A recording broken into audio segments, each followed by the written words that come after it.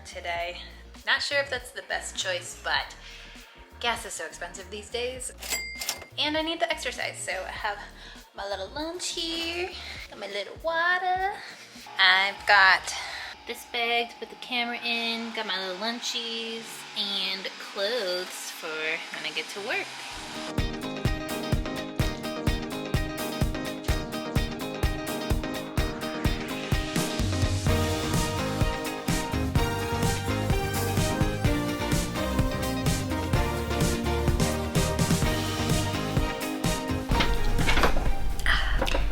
Hi, this is my office at the Immigrant Resource Center. Stuff on my desk. Excuse me. In this video, I want to talk about what it's like to work as an ESL teacher. ESL is English as a Second Language. Many people mix it up with ASL, American Sign Language.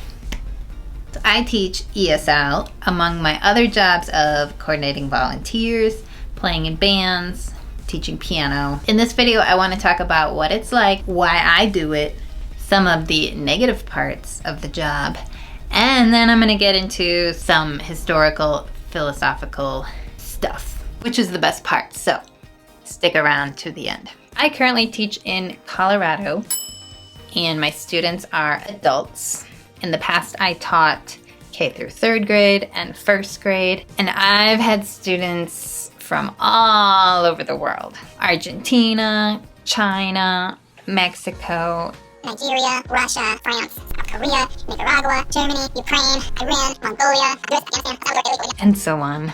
So before moving to Colorado, I worked in China for 2 years at an international school. I worked in an elementary school where the kids were from all over the world. So I co-taught with 2 first grade teachers. Co-teaching means you are in the classroom with the teacher, but as an ESL co-teacher, your main job is to support the non-native English learners, making sure the content is comprehensible, giving them extra support when they need it. I loved China, and I studied Mandarin in college for 4 years, and it was my second time there. I'm trying to talk quietly because I'm in the library stacks. Stacks are the books. I also worked as an ESL specialist in Minneapolis at a charter school, and that was grades K through 3rd grade.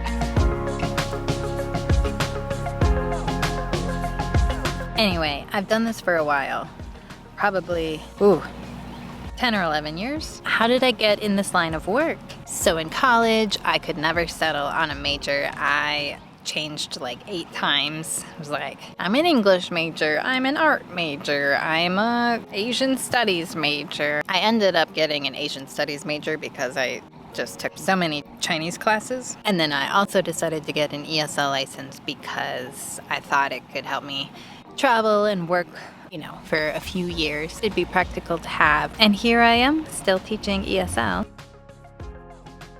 So why do it? Why teach ESL?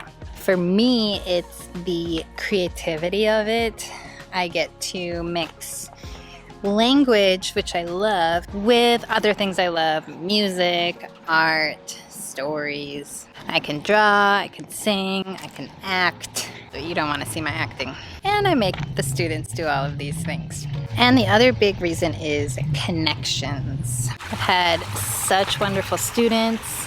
And even though right now I'm living in my home country, the US, I get to go to work and feel like I'm traveling because I'm meeting people from all over the place, just seeing things through their eyes.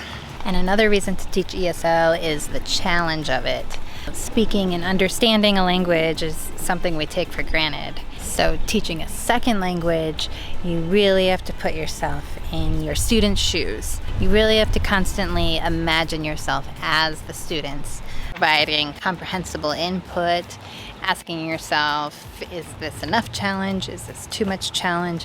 What do they already know? How do I get them from what they know right now to just the next level without creating frustration? Which I guess is, that's teaching anything, right? So it's going from your background knowledge, what you do know, and then just taking you to just the next level. I+1, hashtag Stephen Krashen.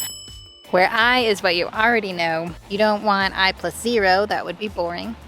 I plus 2 would be overwhelming. So I plus 1, just the next level from what you already know.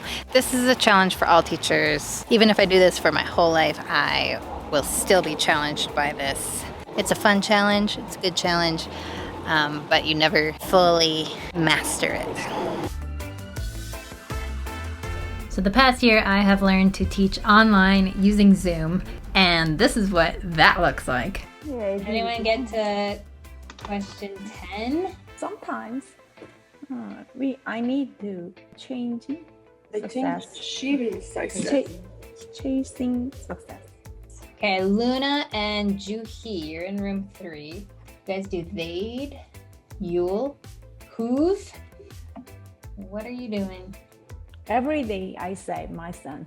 You say, what are you doing? What are you doing? What are you doing? Is it the counseling office? Yeah. And starting this summer, some of our classes are back in person, which look like this.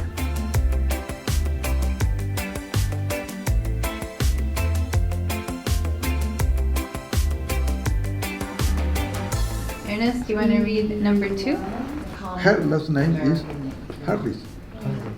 So we're gonna move on. You guys can use this book, page 18. What page? 18.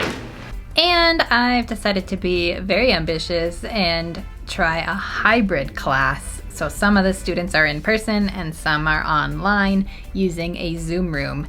I'm still figuring out what that looks like, but right now it looks like this. He's small. I know, there's not enough space. Not enough space. Well, you've missed class, so she can say, you should talk. Erika, if I understand correct, this idiom, you should talk, has a negative shape. Yeah. Correct? Do you guys have any questions? Hi. Yeah, could be, we can ask. Meditate for. I would recommend going for about 5 to 10 minutes, but it's really important to set an alarm.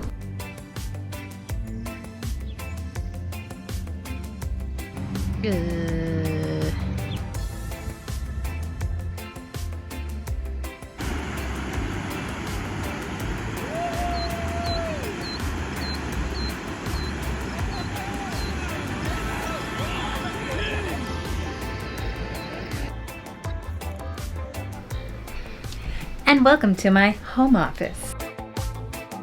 This past year, I have learned a lot about teaching beyond just in the physical classroom. I have been teaching ESL online. So we use Zoom for the class, and then I post materials on Google Classroom. I use videos, audio tracks, pictures, readings, Google Jamboard. I scan books, use a little pro scanner on my cell phone. Digital board games. I still make my students do skits, even on Zoom. I'll put some links to some of the resources I like down below. For years now, while I've been teaching, I use YouTube videos, and I've always thought, I could do that. I mean, it looks like a ton of work. P.S. It is a lot of work.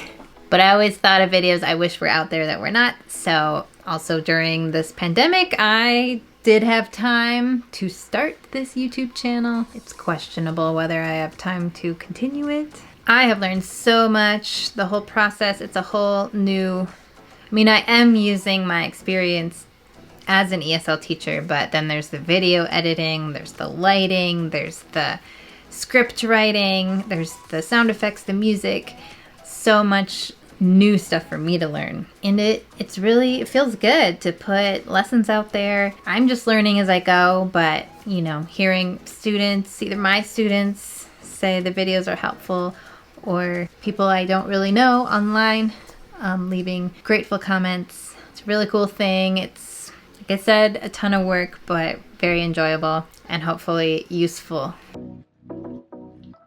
What are the negative parts of teaching ESL? Well, teachers in many places are not really seen as professionals. And even sometimes within the teaching profession, ESL teachers are not seen as real teachers. This is not always the case, but just be aware there's a hierarchical thing. Some people may see your profession as a gap year, as something you do after college because you don't know what else to do. In that way, it can feel like people don't see it as a real career. Also, many people out there tend to think that since you speak English, you can automatically teach English. And this could not be further from the truth. Another thing that might keep you up at night is the role English has played in colonization. About 500 years ago, between 5 and 7 million people spoke English. Now that number is 1.8 billion. As the British started colonizing a huge portion of the world, they established schools to teach English. Later, the importance of English grew with American culture, Cold War expansionism, and globalization. English is so dominant today that almost anywhere in the world, the language of business is English. And this gives a huge advantage to native speakers of English. So on one hand, I'm helping in this global takeover the English language is having, squishing the other languages into oblivion. On the other hand, language is power.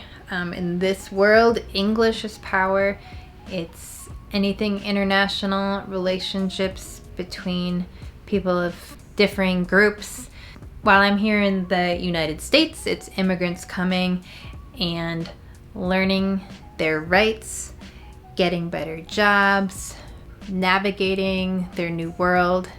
So yeah, it's very important they learn English, and I take a lot of pride in helping them improve their situation through language acquisition. Oh, well, that was a day. As always, I end my day reviewing some of the vocabulary of the language I'm learning, which is currently Spanish. Read through my vocab, do some grammar exercises, read a novel in Spanish. So I do this because I use Spanish at work, and I think it's good to put yourself in the mind of a language learner. If you are a language teacher, it just seems to go hand in hand. And to be honest, I have been really bad lately about studying my Spanish. It has been a crazy summer. So with that, I bid you adieu.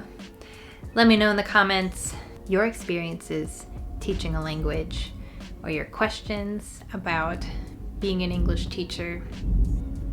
Ooh, there's a thunderstorm. This is gonna be good. Thank you for joining me. And with that, I say good night and keep it real.